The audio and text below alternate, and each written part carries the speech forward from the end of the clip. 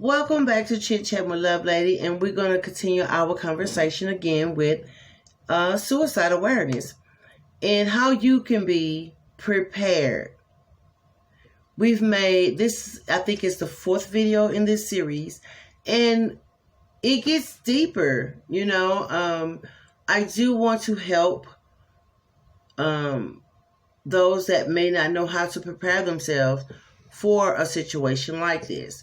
So we're going to talk about, okay, what if the conversation do not go as planned and, or how you hoped it would go? What do you do? So you ask them the questions, right? You try to get the conversation started.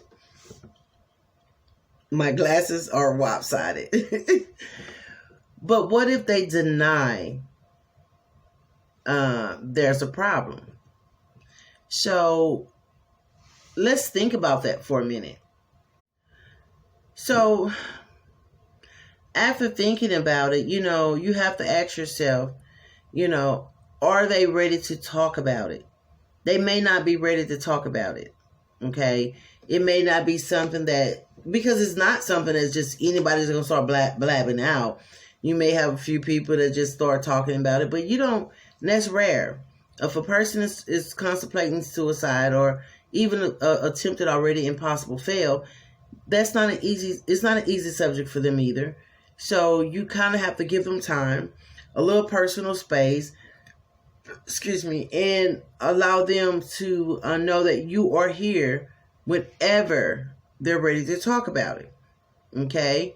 So another thing could be, what if they don't want to seek professional help? You've already directed them to, a national suicide possible hotline, maybe an institute or a counselor that can kind of like sit with them and talk to them a little bit more, or you may feel like they can do a better job than you can.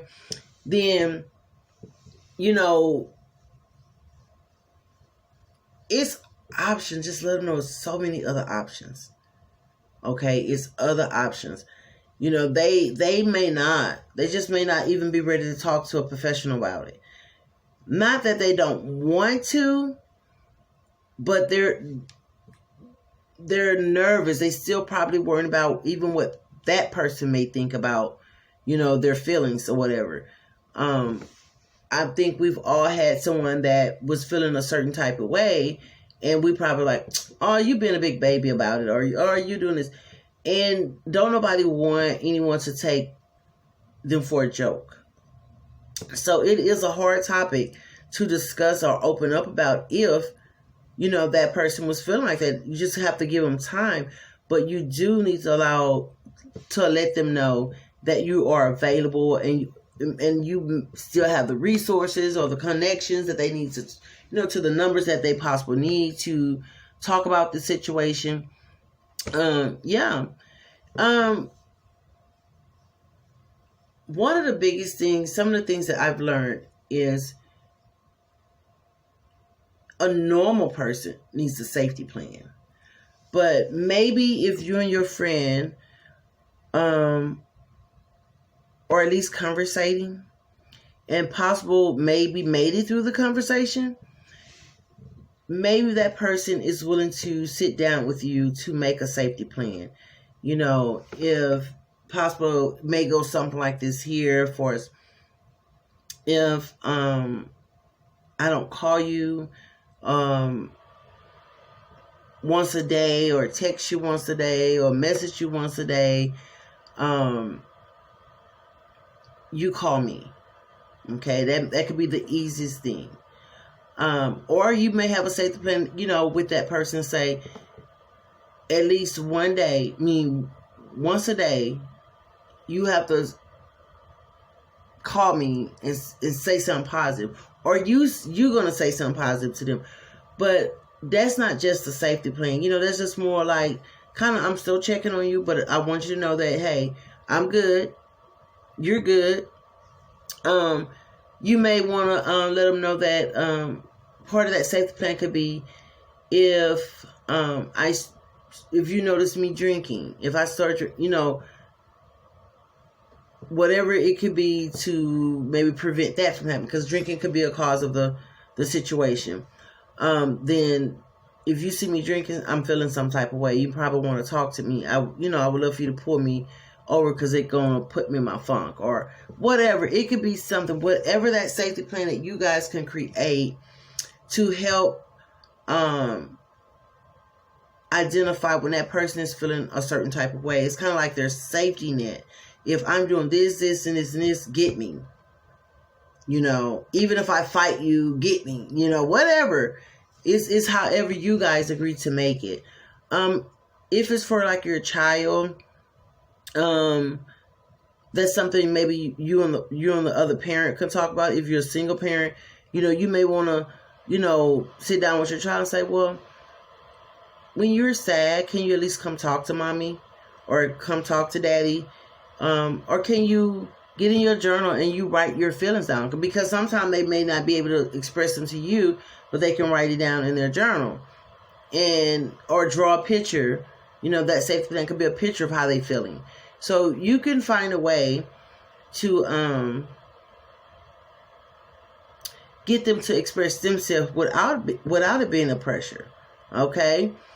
And that's something, again, like I say, you've already kind of like talked to them about it, and they may come to, I just don't know how to talk about it, and that's part of the plan. It's like, okay, I tell you what, instead of just verbally telling me this and telling me that, maybe you could write it in a journal and I can read it. I come to read it, daze, or however y'all, like I say, it's however you guys can work it out. The thing is, the dialogue is there, okay? What if it's just not okay? If you feel like your friend or your loved one is at risk or immediately harmed, you need to act now. With that being said, it's like, now you're at a point where that person is not open up to you. No one is not really willing to talk to no one, not even willing to have a safety plan, but that person is contemplating suicide. Then you have to do the best thing you can do.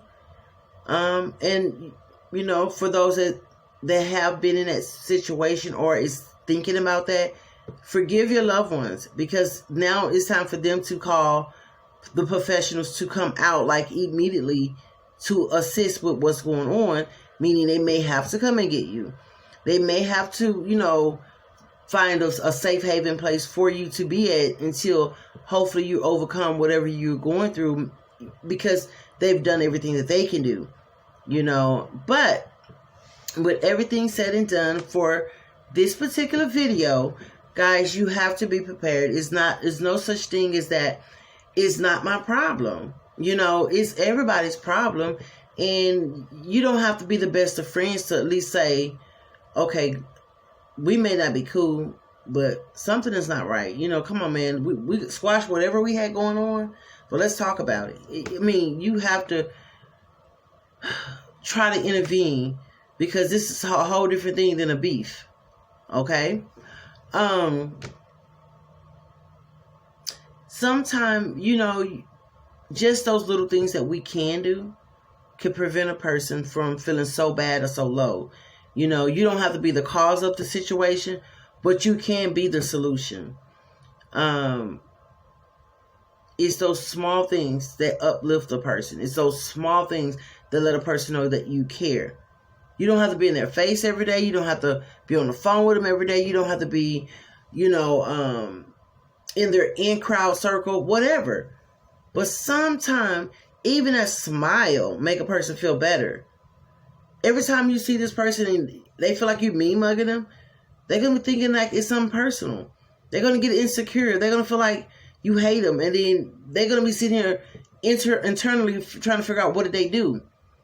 Or if you're in your group of friends and every time they pass by, it's a snicker or it's a grin or it's a dirty look or it's a different look, instead of just, politely, either not doing it, or if it's something that's not intended on being harmful and you could be admiring that person, just tell them you admire them. Don't stare and do little weird stuff, because that makes them feel some type of way.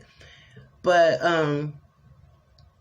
again, suicide awareness is very needed. It's very important, and it's something that's not needed just because it's a certain time of the year that someone really put a big banner on it. But I think that is something that we as people need to continuously to observe, continuously to talk about, because again, you will miss signs if you're not paying attention. And again, if you don't at least try to go review this series, it could be one of your kids. Some people have got so blindsided with other gossip that they forgot or they missed that their kid is going through something. And because they are so much involved in what they're doing in their grown-up life, they're missing what's going on in their kid's life. They're not taking the time to prevent their child from feeling in a negative way, okay, or a suicidal way. It is some things that, like I said, we will discuss, and it's pretty much like different things that you can find out, or you will be aware that your child or an adult would do. And most people say, oh, they're just trying to get attention. Everything is not about attention. I've heard through kids, just in the, not necessarily in the community, but people that I've known or I know, that to tell me that they start cutting themselves, and they learned it from a friend that was cutting themselves as young as elementary. And that's sad that a child feel like they want to cut themselves. Now, it is a difference between a person that just do stuff like self-harm than a person that's actual suicidal. Some people that do self-harm are not trying to kill themselves. They're trying to fill a void. They're trying to release some pain that they feel inside, So sometimes that, to them, cutting is necessary, but they don't understand how dangerous it could be. Okay? And that's just one part of that particular situation. But finding a way to assure them that they do not have to self-harm themselves, as far as suicide, cutting, oh man, it gets deep. Some people like sexual abuse. Some people like physical abuse. Some people like mental abuse, because it's a high for them. But you, like average, what you would consider average people, they don't want that. So it's a lot of things that can lead people to feel negative, but it can make you feel the opposite.